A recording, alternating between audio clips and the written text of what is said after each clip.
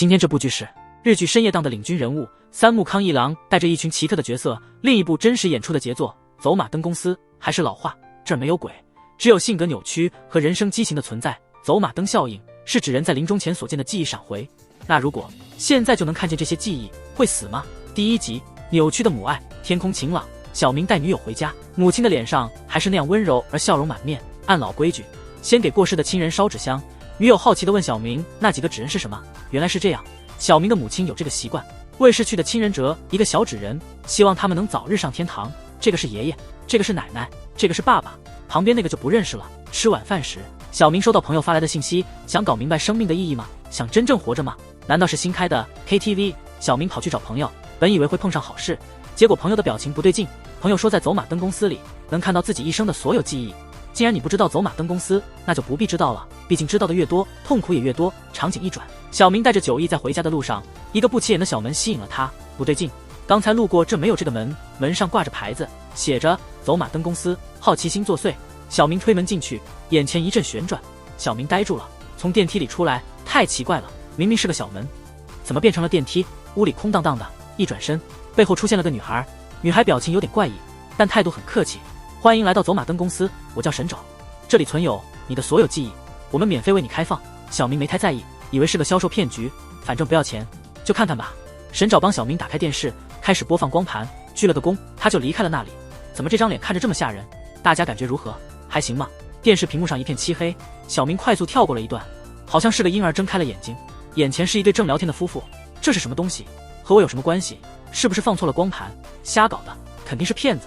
这对夫妇我也不认识，还是换下一张光盘试试看吧。电视里显示的是夜晚的场景，丈夫不在家。这时候妻子接了个电话，电话那头说丈夫出了车祸，妻子急忙跑了出去。小明看不下去了，准备拿起电话投诉。这时屏幕上冒出一个小脸，竟是他妈妈。天哪，原来不是骗局，他母亲就盯着婴儿，脸色不停变化。最后他抱起婴儿，急忙跑回家。从此以后，我将是你的妈妈，直到永远。这婴儿不会就是自己吧？难道自己是被偷回家的？小明无法接受，决定还是回家。又是一转身，沈找就静悄悄地出现在他背后。小明也不想多说什么，可能是视频吓到他了，或许是沈找吓到他了。他当即决定离开。回到家，看着母亲熟悉的笑容，小明有些发呆。那个视频到底是真是假？小明不敢去问，如果是真的怎么办？第二天，女友发现他心不在焉，小明只得找个借口提起旁边的废弃仓库。那是段不愉快的记忆，他已经忘记，但对那个仓库他感到极度排斥和害怕。转换场景，女友在看小明的童年照片，非常奇怪，怎么连张婴儿照片都没有，连他母亲的孕照也找不到？难道自己真的是被偷回家的？为了寻找答案，小明又一次来到了走马灯公司。刚走出电梯，沈找已经在那里等候。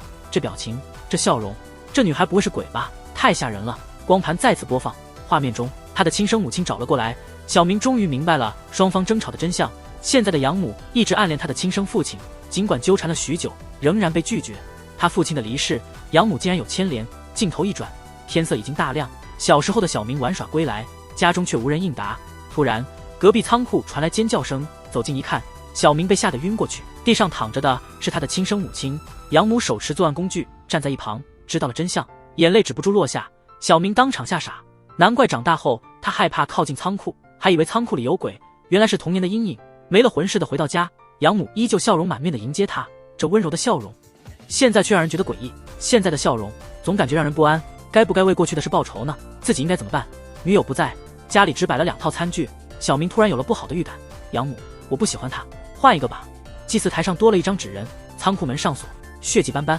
故事的结尾，小明选择了结束自己的生命，在走马灯公司上吊自尽，轻笑之间透出一丝恐怖。你以为你了解自己的全部吗？你的眼睛看到的，你信吗？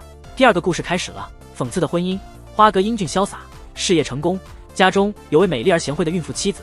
外卖公司的女员工们趋之若鹜，每个孤单夜晚，花哥都会深情地对着镜子，我花无缺，除了帅一无所有。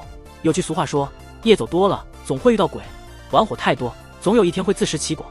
那天花哥如往常陪老板应酬，喝得酩酊大醉。新来的女同事故意装成醉态，两人似乎心照不宣，共度良宵。天啊，为何上天对我这般不公？莫非长得帅也是一种错？事后花哥被女同事的一个小动作，一句话吓到了。啥时候能把婚离了啊？我觉得咱俩是天注定的一对。你疯了吧？我家孩子都快生了，你还真信啊？花哥骂了女同事一顿，气冲冲的走了。说起来啊，这撩头发的动作和所谓的命中注定变成了花哥永远的噩梦。回到家，妻子还没睡，等着他一起做贤妻。这时候手机响了，是那位女同事发来的。花哥一看信息，差点吓出心脏病。他啥时候偷拍了那么一张照片？我知道观众们都是正经人，那张照片咱就不展示了。这事儿给花哥出了个大难题啊！这妹子玩的花样可真多。以前的女生，事情一完就各走各的，这个妹子怎么还想往正式发展啊？第二天在公司，他对花哥吹气送秋波，最后还做了个招聘的动作。哎，做男人真是苦啊！夜里，花哥一边走路一边心烦意乱，怎么就这么倒霉呢？早知道就应该昨晚做个好人。花哥刚好路过昨晚的那个酒吧，心烦意乱的想进去喝一杯。哎，才1天不见，这个酒吧怎么换招牌了呢？走马灯株式会社，这是啥玩意儿？进去看看吧。头晕目眩之间，花哥惊呆了，这里怎么变成了电梯？沈沼已经在里面等了。欢迎来到走马灯株式会社，这里存有您所有的记忆影像，我们将免费为您提供服务。虽然沈沼看起来有点吓人，但花哥本来是爱喝酒的，一听说这里有免费酒水，花哥也没多想，就跟着沈沼进去了。夜深人静，男女相对，花哥想着说不定等下还能有点什么。沈沼也没啰嗦，打开了电视，然后礼貌地离开。花哥却被电视里的画面迷住了，竟然看到了自己过去的影像，真怀念小时候，那时候多好。不知不觉看到了上学的日子，那时的花哥比现在还要帅，学校里公认的颜值担当，女生们都对他十分迷恋。画面中突然出现了一个高大的女生，花哥看到她都吓了一跳。这个女生在学生时代可是给他带来了无尽的噩梦，她总是像个痴情的影子一样黏着他，不断送礼物，还有那爱心满满的便当。她总是说自己和花哥是命中注定的。等等，她刚才说的是什么？命中注定？这个动作，这个语气，怎么和那位女同事如出一辙？难道她特意去韩国整了容？越看越觉得心慌，越想越觉得害怕。没错，肯定是她。大妹子为了追花哥，竟然整容变成了另一个人，这简直难以置信。花哥不想再看了，决定回家洗洗眼。一转身，沈沼就不知何时已经站在了他身后。欢迎您下次再来。回家后，花哥联系了一圈老同学，大家都说联系不上那个大妹子了，就像人间蒸发了似的。这让花哥更加确信了自己的猜想。过了一段时间，花哥陪妻子去做孕检，孩子马上就要出生了。在医院里碰巧遇到了那位女同事，女同事说她这个月的月经没来，怕是怀孕了，吓得花哥立刻带着妻子赶紧跑了。这段时间，花哥活得像在火海边缘，总感觉背后有股不祥的阴气，还有那些色迷迷的目光紧盯着自己。即使在家里，也感到不安全，似乎随时可能遇到整容前的大妹子。考虑报警，但警察说没有证据，不会立案。说到证据，花哥想到了走马灯株式会社，那里应该有大妹子的视频记录。沈沼像上次一样，礼貌地迎接了他，还帮花哥找到了大妹子的视频资料。看着花哥急切的模样，沈沼露出了一丝阴森的笑容，这笑容可一点也不让人感到安心。上次小明就是在这里自杀的，花哥还在猜沈沼把尸体藏哪儿了。切换场景，花哥开始观看大妹子的视频，视频里的她似乎很自恋，屏幕上大妹子总是出现在她的周围，偷偷观察她，甚至偷拍。听着对方那猥琐的笑容、咽口水的声音，花哥心里苦呀。视频终于播放到开始手术的部分了，真的，她确实去整容了。快进看完，手术做得很成功。大妹子拿起镜子一看，花哥直接懵了，自己之前的都只是瞎猜，没想到大妹子竟是自己的老婆，难怪总觉得家里的目光怪怪的，原来是命中注定。这也能叫命中注定？后天改造的也算数啊。这时候医院打电话来说孩子生了，花哥满心矛盾地赶到医院，看到妻子熟悉的笑容，花哥有点反胃。护士直言不讳，看孩子多像你啊，爸爸，来抱抱孩子吧。这孩子哪里像我了？以后该怎么办呢？第3个故事叫虚假的一切。我本以为这系列没什么恐怖的，结果我错了，某种意义上确实有鬼。你们崇拜的女神沈沼不就是个鬼吗？走马灯是临死前的记忆回放，那如果现在就能看到，是不是意味着快死了？这一天，长毛、男友和闺蜜去旅游，毕竟都厌倦了大城市的生活，他们决定去体验农家乐和泡温泉。但运气真糟糕，在找不到村庄也没商店的路上，导航坏了，连手机信号都没有了。没办法，只能看地图试试运气。转场后，他们来到一个叫二校村的温泉旅馆。长毛出于某种原因觉得这里很熟悉，特别是墙上的装饰品，好像深埋在记忆里，有种说不出的恐惧。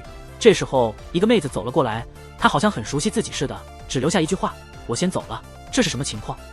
而且这妹子的表情和等在外面的村民们不一样，一个愁眉苦脸，一群笑脸。这些人不会有问题吧？房间办好以后，接下来就是大家期待的温泉环节，但老板娘却说我们这边不能男女混浴哦。这下有点尴尬了。准备换衣服的时候，长毛看到楼下全是坟墓，这不太对吧？不管是谁，都应该会避开墓地的，怎么会把坟墓建在村里呢？但3人没多想，可能是这个村子特有的风俗，然后就一起泡温泉去了。有些画面不太好播，我就不展现了哈。泡完温泉，闺蜜先回去了，只留下长毛。长毛在迷迷糊糊中，感觉有股力量压在头顶，好险，差点就出事了。挣扎起来后，他发现周围没人，那就赶紧穿衣服逃吧。这时候一个老太太出现了，太吓人了！慌乱中，长毛推开旁边的门冲了进去。对，这就是传说中的走马灯公司。一阵晕眩后，长毛出现在电梯里，只见一个女孩站在面前。你好，我是神爪，欢迎您的到来。屋里的装潢不再是外面的古风，而是变成了现代风格。他说有人想杀他，长毛向神爪求助，神爪开始忽悠。我才意识到，进来走马灯公司的人可能都被神爪施了咒，不然怎么每个人一进来就盯着光盘看？神爪说这里存有他的所有记忆，也许你能在视频里找到村子的秘密。电视上播的是长毛5岁的时候，也在二校村。原来长毛和他父亲都是村里人，村子有个规矩，每个人5岁要去找老婆婆算命。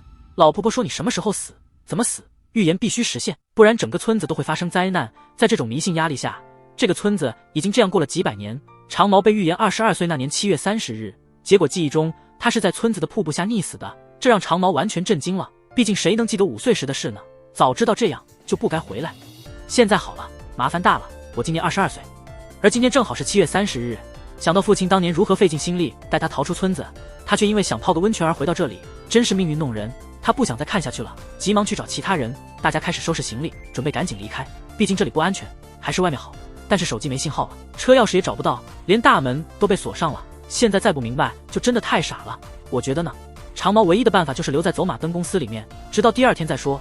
地上有个尸体，正是那位一开始的女孩，难怪她之前脸色那么难看，难怪村里的人都笑眯眯的。原来那女孩也是今天死的。这时候村民们都围了过来，看着他们那些不怀好意的笑容，3个人立刻转身就跑。男朋友为了争取时间被村民抓住了。这时候可以看出闺蜜不太对劲，在逃跑的过程中，她总是故意指错方向。最终他们来到了瀑布前，长毛一时慌乱不知所措，闺蜜突然情绪失控。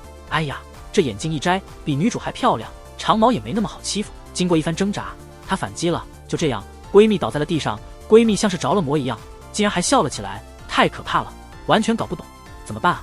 躲藏一番之后，长毛又回到了走马灯公司。神爪已经在那里等了好久，看见长毛，他露出了阴森的笑容。在神爪的帮助下，长毛终于看到了闺蜜的视频。她想弄清楚为什么闺蜜要害她，难道真的被村民给诅咒了？原来闺蜜也是村里人，她故意接近长毛，目的就是把长毛带回来，然后溺死他。这种封建的迷信跟邪教有什么两样啊？原来一开始泡温泉的事也是闺蜜搞的鬼。再看看自己的视频吧。但是看了视频之后，长毛开始慌张起来。视频里的老婆婆不仅说她今天会死，还说她男友会和她一样遇害。无论如何，她男友是无辜的，她必须要救他出来。当她走出去时，已经是夜深了，真倒霉。她刚出来就被抓了，男友却一点也不担心，好像一切都在她的预料之中。原来她也是村里人，她的预言就是扮作她的男友，然后和她一起赴死。剧情反转的太意外了，长毛终于爆发了。任何人都会有火气，死就死吧，还玩弄感情，先是闺蜜，后是男友，这个村子的人都疯了。既然你们让我不痛快，我也不会让你们好过。只见长毛拿起地上的碎玻璃反抗，别过来啊，一个个都给我退开。我告诉你们，预言说的是溺水，我如果自杀，那就不算数了。这下大家都慌了。不一会儿，长毛的手表响了，滴滴滴，午夜已过，现在是7月31日。完了完了，预言没成真，村子要倒大霉了。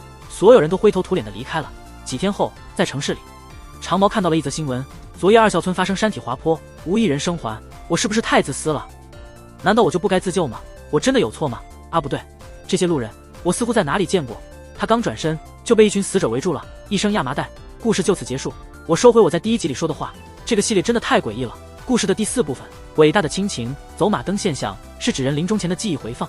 如果现在就能看到这些回忆，那会不会死呢？小五有个梦想，想成为服装设计师，但首先他要进入蓝翔设计学校深造。面对昂贵的学费，他每天都在叹息。作为一个孤儿，他只能依靠打工生活。有一天，小五在路上碰到了个碰瓷的人，大家注意学习一下，这样如果将来遇到了，也能有应对的办法。这是一瓶82年的雪碧，我珍藏了很久，一直都不舍得喝。今天本来是准备拿来庆祝节日，送给领导的，现在被你给打破了，快赔钱，赔我30万。小五一下子慌了，他哪里有这么多钱啊？就在那个人准备让他以身偿还的时候，一个老乞丐走了过来。小伙子，我认识你，前几天你还在这儿用同样的手法骗人。小妹妹别害怕，我们报警吧，让警察来处理。这下尴尬了。为了感谢老乞丐救命之恩，小五请他喝了汽水。这个大家应该都懂的，长得帅的话就以身相许，长得不帅的话就承诺下辈子报答，长得丑的话一瓶汽水搞定。交谈中，老乞丐不断的套小五的话，你叫什么名字？你父母还在吗？你有什么梦想？小五很天真，什么都告诉了他。分别之后，小五发现了一个奇怪的地方，走马灯公司仿佛有一种力量在吸引着他。他走了进去，一阵晕眩之后，小五从电梯里走了出来。外面看起来像个厕所，但里面却豪华异常。进来之后真的很豪华。神爪已经在里面等了很久，他那张阴森恐怖的脸不时露出诡异的微笑。欢迎光临，我是神爪，这里存放着你所有的记忆影像。小五对此也很好奇，从小就没见过父母，想看看记忆中的他们。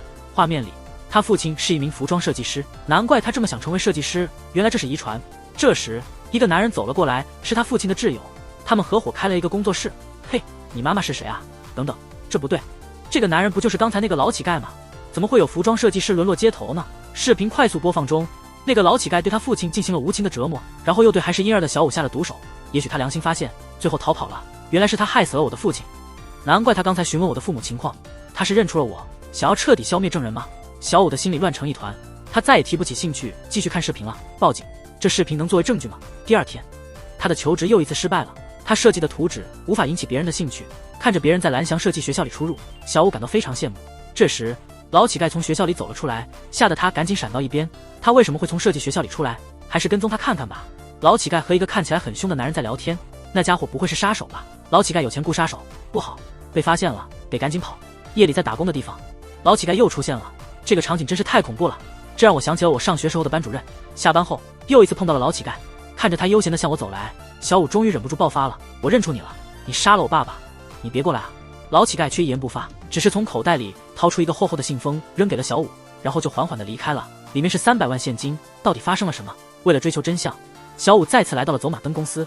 这里我得解释一下，大家可能会问，为什么主人公每集都要进去2次？这就是剧情需要啊。想象一下，每个光盘代表1年的记忆，不可能一次性快进看完所有的，毕竟还有其他人的记忆，也是需要时间的。这次小五看的是老乞丐的记忆，他去学校是为了查看报名表，他和那个社会人聊天，原来是要卖器官，一个器官能卖100万，手里的300万让小五感到困惑。难怪刚才那人走路轻飘飘的，难怪他的表情看起来那么痛苦，这是他的赎罪之举吗？就光盘揭示了过去的真相。20年前，2位设计师合开了工作室，他的父亲因贪图金钱和名声，私下窃取了老精巧的设计作品。争执中，他的父亲不幸摔倒身亡。最初他并无杀意，只是想要拥抱他。老乞巧之后一直在逃避警察的追捕，他曾想自杀，但缺乏勇气，最终选择了流浪街头。世事真是难以预料。多年来，老乞巧总是在小五周围徘徊，这或许是爱，或许是为了赎罪。为了实现他的愿望，他选择了自我牺牲。在黑暗的街头，老乞巧步履蹒跚，看着旧照片，他感到无比欣慰。小五，你终于长大了，你很聪明。对不起，都是我的错，我真的不是故意的。数年后，小五的梦想成真了，他再也没有见过老乞巧。你可能会觉得人生充满不如意，你可能会觉得活着很艰难，但别忘了，总有人默默为你付出了一切，他不期待任何回报。这情节怎么跑偏了？不是说好的深夜惊悚片吗？怎么变成了温情剧了呢？你真的认为自己了解自己吗？你相信自己的眼睛看到的一切吗？接下来是第5个故事，警察之魂。小明是个固执的警察，不懂变通，他又被领导批评了，因为在破案过程中过于激烈，他被降职了。最近城市发生了一起重大案件，3个不良少年死于火灾，现场发现汽油，疑似有仇恨动机。领导们正在开会商讨此事，小明冲进会议室，急切地找到前辈白叔。白叔，你妻子刚刚跳楼了，在警局里。白叔就像他的父亲，一直在各方面照顾着他。看到白叔绝望的样子，小明也很难过。仅仅1个月，白叔的儿子自杀了，现在连妻子也走了。第2天，白叔找到小明，对他说了一些莫名其妙的话，但他说了一件事非常清晰，就是他承认了自己的杀人行为。那场火灾是他纵火造成的。原委是这样的，白叔的孩子和那些不良少年是校友，长时间受到他们的欺负，最终忍无可忍选择了自尽。这类案件警方也无能为力，诉诸法律也无济于事，那些不良少年仍然逍遥法外。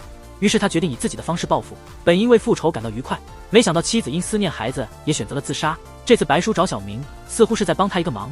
他知道小明想成为一名优秀的刑警，这样的大案能让你升职，但是犯错就是犯错，纵火杀人，3条生命啊！时间转换，多年后，小明已经是刑警队长了，叫他大明吧。40岁的他也算是老江湖了，多年经验让他从别人的眼神和语气中判断真伪。他觉得这个囚犯看起来很面熟，难道是斧头帮的大佬？某天，大明从报纸上看到白叔被判处死刑，几天后就要执行。那个年代的案件有许多疑点，过去他太年轻，没多想。现在的大明回想起来，觉得有些不对劲。可惜白叔拒绝见任何人，他想重新调查案件，也无从下手。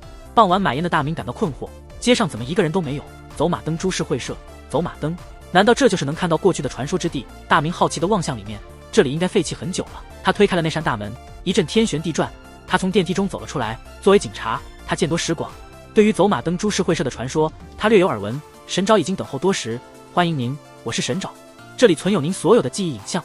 既然来了，就看看吧。大明便开始播放视频，播放的是白叔自首的视频。不对劲啊，他说话前后不一致，这眼神和语调明显是在撒谎。他到底隐藏了什么？他绝不可能是真正的凶手。那晚，大明向妻子坦白了一切，妻子也感到非常震惊。不过，杀人的动机是存在的。妻子说，如果是他，如果没有正义的话，他宁愿自己变成恶魔。但大明坚决反对，可能是年轻时的执着作祟。他认为，作为警察，绝不能以身犯险，再多想也没用。为了找到真相，大明决定再次访问走马灯株式会社，问服务员，这里能不能查看别人的记忆？看了5集之后，你是第一个敢对神爪不敬的人，你这是不想活了吗？在神爪的引导下，大明开始观看白叔的视频。在暗淡街头，白叔慌乱地奔跑，他跑进厕所，注视着孩子的照片，似乎做出了某个决定。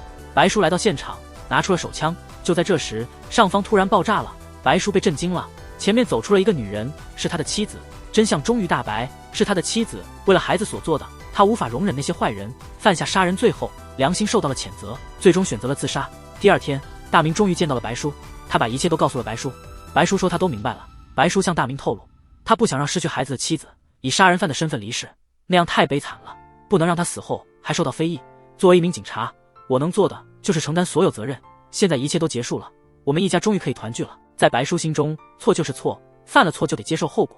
既然他妻子去世了，那就由他自己来承担责任。也许还有另一种看法，他希望自己能够勇敢。如果能早一点解决对方，也许就不会发生这些事情。或许是为了赎罪，或许是出于悔恨。云儿飘荡，风儿呼啸，坏人却在得意笑。他们不会因为犯错而自责，甚至可能还沾沾自喜。而好人却完全不同，他们一旦做错事，就会被内疚折磨。这世界充满了美好，要想享受这些美好，我们必须学会坚强、自信、自力更生、自学、独立、自尊、自律，以及自娱自乐。你真的认为自己了解自己吗？你相信自己的眼睛吗？第6个故事，是否该放弃？北元250年，2个素未谋面的女孩约定共赴黄泉。网络真是个神奇的东西，连想结束生命的人都能找到交流的地方。你想优雅地离开这个世界吗？自杀者联盟，你值得加入。这一天，在城外废弃的村庄，2个女孩相遇了。年轻的叫雪村，是个已经没落的作家，长期的不景气让她选择了绝路。她在论坛上一发帖，立刻就有人联系她，想要一起结束生命。另一个年纪较大的叫美莎，她沉默寡言，气氛阴沉。选择这个地方的也是她。看到雪村穿的花枝招展，美莎感到有些迷惑，原来自杀还能这么讲究。雪村解释说，反正都要死了，当然要死得美丽漂亮。遵循雪村的想法，2人选择了烧炭自尽。这种死法相对来说比较体面，因为上吊会有丑陋的舌头伸出，可能会有各种体液流出来。跳楼的话，遗体会摔得不成样子；跳水的话，尸体会水肿，看起来会更胖，也不美。吃几颗安眠药，睡上一觉就可以了。哎呦，你们这是怎么了？直接吃安眠药不就得了？在一个白日里，2个人忙着用胶带封死门缝，看他们笑得那么灿烂，真让人担心。突然，有人说不想死了。到了傍晚，雪村注意到隔壁房间有些不对劲。走马灯公司，谁会傻到把店开在这种地方？应该是废弃的。好奇的雪村推开了大门，一阵晕眩之后，他从电梯里出来。欢迎光临，我叫神爪，这里存有你所有的记忆影像。啊，不好意思，打扰了，我以为这里没人，我这就走。雪村刚想离开，神爪说，放心吧，你想死与我无关，我这是提供回忆服务，不妨看看。雪村突然不知所措，这女人看起来有点吓人，还能吹得这么玄乎。那我就看看吧。他不信神爪的话，随便挑了一个光盘，竟然是自己的，看看过去的自己是多么努力。那时候他的作品非常受欢迎，吸引了很多粉丝。不知何时，他的主页突然遭遇恶意攻击，有的人让他去死，有的侮辱他，有的批评他的外貌，有的诽谤他的私生活。明明那么拼命，这是为什么？不喜欢可以不看，直接拉黑不就行了？这些人到底怎么了？脑子有问题？雪村感到非常难过。这样的记忆有什么好回忆的？谁想要回忆不幸的过去呢？视频显示，因为长期被网络暴力，他无法再安心创作。最荒唐的是，仅仅因为和朋友走在路上就被偷拍了，1个月多次被偷拍，每次陪他的男性都不同。一瞬间，清纯的女作家被污蔑成了风流女作家，所有的合同全都被终止了，书也不许出版了。个人网站上的恶评越来越多，难过到想哭，想要了断生命。这到底是怎么了？看得雪村越来越难受。原本心情是那么的愉悦，准备带着笑容离开人世，结果却变成了这样。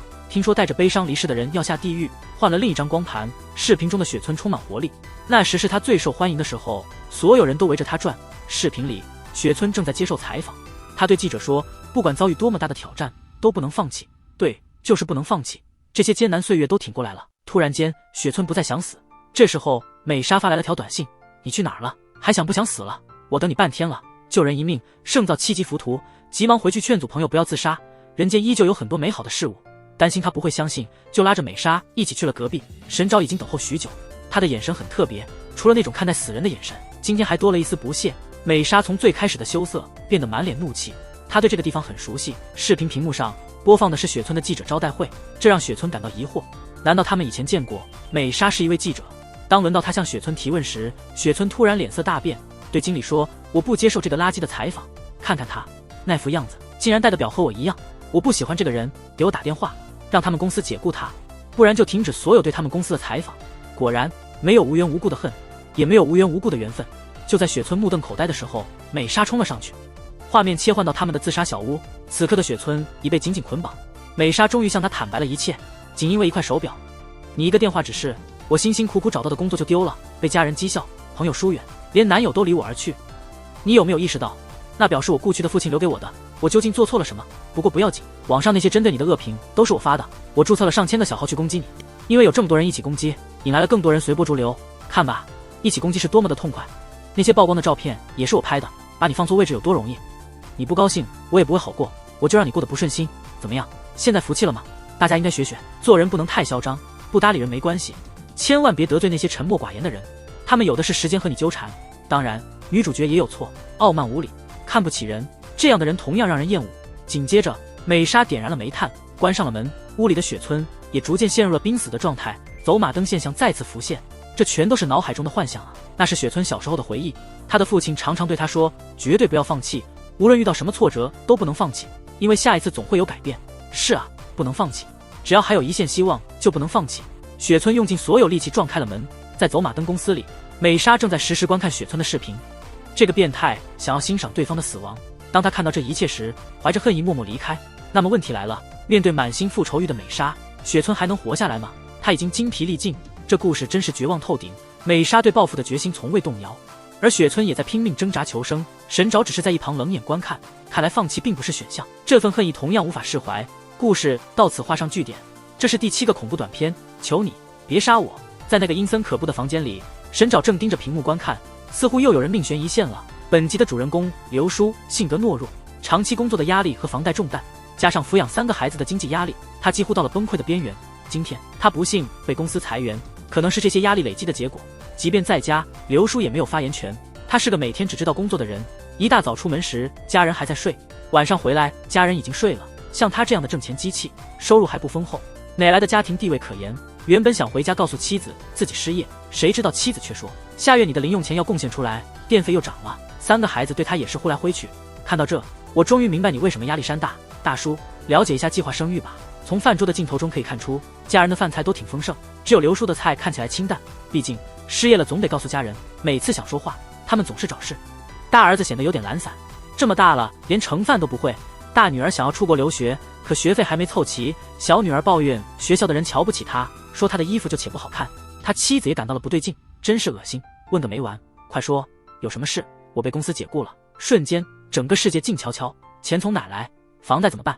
孩子的大学费用？留学计划怎么办？新衣服又怎么办？真是没用，这爸爸真是够差劲的，后悔生在这样的家庭里。可刘叔有错吗？错就错在他对你们太宽容了。那个夜晚，刘叔喝得烂醉如泥，酒后他遭受旁人的冷嘲热讽。第二天一早，刘叔就出门找工作。这时他注意到了一个奇怪的地点，走马灯株式会社，何不进去看看，说不定有工作机会。头晕目眩之后，刘叔从电梯里走了出来，屋子里空无一人。正当他感到困惑时，神沼不声不响地出现在他背后。您好，我是神沼，这里存有您所有的记忆影像。什么影像？什么玩意儿啊？他没能听懂对方的话。刘叔满心疑惑地开始观看光盘，神沼依旧阴森恐怖，但态度异常有礼。电视里居然出现了他自己的记忆，过去的日子真好，妻子总是笑容满面，孩子们也很可爱，多想回到那个时候啊，可是回不去了。为什么会变成这样呢？电视画面一转，昨晚的场景出现了。刘叔看到这里也被吓了一大跳，那时他喝多了，竟然听到亲人说要杀了他骗保险金，即使不死也能骗些残疾保险金来补贴家用。这么多年的付出就这么没价值吗？辛辛苦苦工作的结果竟养了一群忘恩负义的人，这就是刘叔的现实。看到这一幕之后，他唯一的念头居然是通过自杀来满足家人。死亡本不可怕，但在家人手里死去，那种痛苦难以言表。晚餐时，刘叔听到了奇怪的声音，家里人对他视而不见，这样的生活不如死了算了。这瓶毒药到底该不该吃下去？谁愿意这么悲惨的结束生命呢？正当他犹豫时，一个黑衣人突然从背后冲过来，一棍打下，刘叔倒在地上，再没起来。第二天，警察调查结果显示，刘叔的家昨晚被盗了，在大家吃饭时，存折和现金不翼而飞。家人们都说没看到小偷是什么样子，对此刘叔心生疑窦，难道是家人所为？幸亏自己命大，逃过一劫。家人对此也不太关心，他们甚至还庆幸买了保险，真是侥幸。孩子们甚至直言，要是他死了多好，那赔偿金足够我们用好几年，不如去走马灯看看吧，看看家人的记忆，找出真相。刘叔离开时，他的背影被众人阴沉的目光紧紧追随。画面一转到走马灯的内部，刘叔开始观看家人的视频。正在这时，家人们也走了进来，见到此情此景，刘叔竟感到尴尬。大家忙于研究光盘，他悄悄倒入了毒药。这是儿子的记忆片段，家人其实是在为刘叔准备岁的生日惊喜。难道所有的误会只是一场闹剧？难道真的误会了家人？刘叔崩溃地瘫坐在地上，泣不成声。所有的误解在这一刻烟消云散。是的，今天是自己40岁的大日子。妻子看到误会消除，喜极而泣。故事来到了尾声。当刘叔接了一个电话之后，就在他妻子准备喝水的时候，那个杯子正是刚才放了毒药的那个。又是一个悬而未决的结局。还好我不好奇，不会去纠结这些事。这一集虽然剧情阴暗，但也有转机。但是家人的表情和习惯，那些是无法简单洗白的。也许是那个小偷搅乱了他们的计划，或许家人已经察觉到了刘叔的想法。这么多年能默默承受不容易，没有泪水怎么行？真让人怀疑这些孩子或许并非他亲生，无名小卒的替代品。过去的种种不良行为，仅凭一个生日礼物就能洗白。当然，最终他们也实现了愿望，至少有人死了，可以去索赔了。哎，这样解读似乎有些过了。世界如此美好，我怎能胡言乱语？刘叔承受的压力太大了，关键是养了太多孩子，不知何故。以前大家偷偷养2胎、3胎，甚至4、5胎，现在很多人连一个孩子都不想要。老一辈人那么穷，还能养几个孩子？现在养一个孩子都让人心惊胆战，会不会遇上那些古怪的老师呢？或是校园里的欺凌事件？会不会交上不良朋友？会不会过早谈恋爱？能不能考进大学？能不能找到男女朋友？第8个鬼故事：小黑屋里隐藏的秘密。故事伊始，我们的主人公大名鼎鼎的作家龙二天遭人推下悬崖，英年早逝，38岁。不，等等，作为天之骄子，龙二天奇迹般的活了过来，但代价是失去了那天的记忆，以及他那能秒杀敌人的眼力。几天后，他的徒弟小白前来探望，不得不承认，作为主角的龙二天依旧气场全开，只看坐姿，还有那锐利的眼神，自有一股不怒而威的气势。小白是龙二天几年前收的助手，最初是帮忙代笔，后来开始自己写作，但所有付出似乎都成了龙二天的功劳。可能是龙二天年岁增长，已经难以写出佳作，偶遇崇拜自己的小白，一切自然而然，小白成了他的赚钱工具。长期的压制让小白倍感压抑，然而他只是默默忍受。大家可能都已经猜到，没错，退下龙二天的正是小白。在他看来，只有龙二天不在，他才能够独霸一方。是的，我崇拜你，我尊敬你，我作为助手是来学艺的，现在天天挨骂也就罢了，还得帮你写稿，书出版了，名字是你的，获奖了还是你的名字，但这一切明明是我写的啊。这次小白来是想看看老师是不是死了，结果幸运的老师只是失忆了。让他最高兴的是老师失明了，发什么愣？快帮我读读这报纸。虽然龙二天已经残废，但那王者的气息依然存在。小白实在受不了了，在一通严厉的侮辱之后，他颤抖着开始念报纸。废物，做点小事都搞不定，就算你瞎了眼，我告诉你，没有我你什么都不是。你以为自己写的东西很受欢迎，你以为这就很了不起了？如果不是用我的名字当作者，你以为还会有人买账吗？帮我去那个受伤的地方看看，说不定能找回那天的记忆。小白真的很惨，面对一个瞎子，竟然不敢反驳一句，这家伙难道是感到了愧疚？场景一转，两人走在既长又偏僻的路上，结果他们发现了走马灯株式会社。这怎么可能？这里什么时候多了一座房子？老师，我们还是绕道走吧。废物，作为作家怎么能没有好奇心呢？头晕目眩之后，他们出现在电梯里。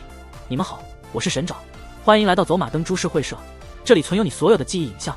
虽然你们都是作家，这里的事情看似奇幻，但你们的承受能力似乎还不错。在神爪的介绍下，他们开始观看光盘。错了，是一个听着，一个看着。对此，小白感到非常害怕。这个奇怪的地方，这个奇怪的女孩，还有记忆光盘，那自己犯案的画面肯定也在里面。不行，不行，如果被发现，肯定要坐牢。先解决老师，然后再处理掉这个女孩。哥们儿，胆子不小，一眼就看出你是单身勇士。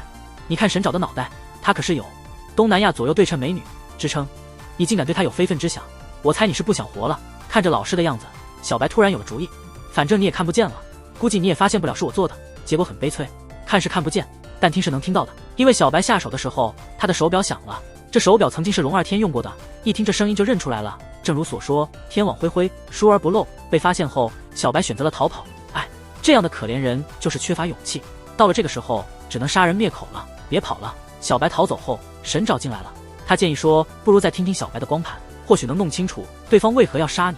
电视里播放的是龙二天的斥责声，不管他提出多么苛刻的要求，小白都能够做到。他梦想着能够获奖，夜以继日的创作。难道他错了吗？他还只是个孩子，从一开始就一直在压榨他，他却把我当成了偶像，视我如父亲一般。错了，实在是太错了。可能是被小白的情况触动了，龙二天深感自责。视频突然结束，随之而来的是一阵惨叫。到底发生了什么？这是小白的实时画面，他遭遇了车祸。视频显示，小白被车撞飞不久，司机逃逸了。毕竟这是荒郊野外，在这里死了一个人，没人会知道是他干的。不行了，我要死了！这是对坏人的惩罚吗？此时的小白倒在地上，他已经不抱任何求救的希望了。滴答声响起，是龙二天的拐杖敲击地面的声音。小白感到极度绝望，没被车撞死，可能还要被老师活活打死。对此，小白感动得不知所措。对方这么受伤，还来救自己，这份恩情不说来世了，这辈子都要报答。我能理解你的心情，但也只是知道罢了，但也仅此而已。不过，我告诉你，你的人生不会有任何改变。故事的结局和从前没有两样，被揭穿把柄的小白无法逃脱，他只得在这个狭小的黑屋里，竭尽所能地帮助老师创作。走马灯株式会社的终章第9章，恐怖的真相。大腰子很不幸，他失忆了，不知怎么的就躺在街上了，浑身上下都是伤。几天后，通过一系列线索，义工光头强把大腰子送回了家。腰哥，这应该是你的家吧？你只是失去了记忆，其他都还好。我得走了，以后别在大街上睡觉了。大腰子对此很困惑，这家怎么这么陌生？我怎么长得这么可爱？为什么牙刷是成对的？难道我结婚了？这些女人的东西是什么？不对，如果我真的有老婆，她为什么不在家？为什么不来找我？哎，肯定不是老婆，难道是以前的一夜情对象？场景转换，大腰子在街上闲逛，这时一个奇怪的店铺引起了他的注意。走马灯株式会社，这是卖什么的店？一阵头晕目眩，大腰子走出电梯。哎呀，不好意思美女，我失忆了，你认识我吗？欢迎来到走马灯株式会社，我是沈沼，专治失忆症。看过之前故事的人应该都清楚，在走马灯里，无论你失了什么记忆，沈沼都能帮你找回来。可能是失忆影响了他的智商，大腰子很想恢复记忆，他开始观看沈沼提供的光盘。电视上显示他有个妻子，两人关系很好。画面是一个清晨的场景，那天早晨，大腰子和妻子表现得很恩爱。他刚上2楼，妻子就跳楼自杀了。这不对，刚才还好好的，肯定不是自杀，这里面有问题。换一张光盘看看。新的画面里是一个年轻女孩，女孩叫南宫爽，是新员工。原来大腰子是个领导。我的目光在看什么呢？这个那个，可能是因为他衣服上有虫子吧。大腰子本来还想解释一下，结果晚上的时候他真的没脸说话了。加班到深夜，公司里就剩他们2个人，不确定这是不是自己安排的局。接下来的情节连大腰子自己都不忍心看，知道你们都是正人君子，我就帮你们省略了吧。风流一夜后，大腰子后悔莫及。南宫爽对爱情的执着超乎想象，他本来只是玩玩而已，没想到对方认真了，认真也就罢了，竟然还要求他离婚并娶她。起初南宫爽表现的还算正常，后来就变得越来越怪异。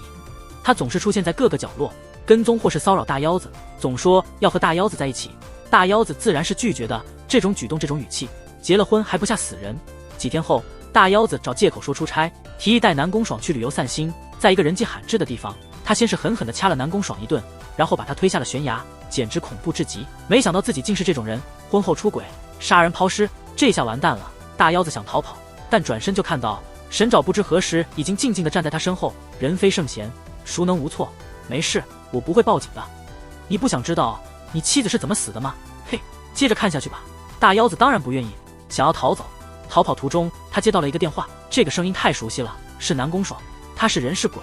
不行，我得赶紧挂电话，还是回去看看南宫爽的视频吧。视频里的南宫爽在悬崖下躺了很久后，竟然爬起来了。他没死，真是死里逃生。他的能力得到了强化，现在的南宫爽独自对付壮汉都不成问题。原来大腰子的妻子也是他害的，趁大腰子不注意，把他妻子推下了悬崖。大腰子一开始受伤失忆的事，视频没提，可能也是南宫爽搞的鬼。故事结尾，大腰子真是痛苦欲绝，这正是所谓的花心大萝卜的下场，大家都得引以为戒。这不是沈沼吗？他怎么会出现在南宫爽的视频里？这是正在播放的实时视频吗？我的天啊，我终于找到你了，哈哈哈！屋里笑声此起彼伏，屋外沈沼又用那眼神吓了我一跳。下面就是大结局，沈沼的故事。黑姐是个记者，走遍了南北，他终于找到走马灯公司，老板警告他，走马灯意味着死亡，告诉他进去后千万别看自己的光盘，要偷出来，我们得曝光他们，这可是个大新闻。黑姐一进去就展现了她的本事，当着沈沼的面直接关掉了电视。你叫沈沼对吧？我知道你这儿藏着很多人的记忆，那你自己的记忆呢？我挺想看看的，我是记者，你不给我看也行。能不能跟我聊聊走马灯的事？看到这我开始猜想，这个黑姐可能是下一季的主角，可能是最近看《暗之居》看多了，在恐怖片里，像沈沼这样的角色通常是被封印的存在，他们应该也渴望自由。按照惯例，如果你想揭开神秘人的面纱，你可能得付出代价，甚至可能会变成那个人。黑姐在最后一集出现，她的长相很适合演女主角，不知为何官方宣布明年会推出《走马灯》第2季，结果几年过去了，杳无音信。回到剧情，沈沼开始向黑姐介绍，大家现在明白了为什么我要2集一起解说，这结局实在是太平淡了，剧情80%多在回顾，都是沈沼在讲述之前几集主角的事。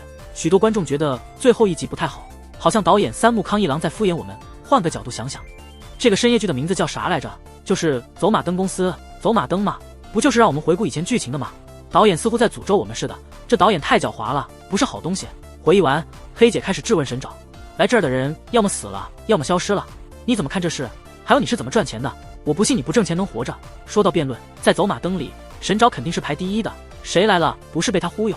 被他忽悠着看了光盘。面对黑姐的追问，他指出了对方忘记的记忆，黑姐也不含糊，趁沈沼不注意偷了光盘就跑，结果很诡异，光盘怎么都带不出去，好像有股神秘力量在作怪，光盘一出门就消失了。黑姐回来时，光盘又出现了，这时候听到沈沼的声音，是啊，谁不想看看自己被忘记的记忆？那就看吧。故事到这里就是大结局了。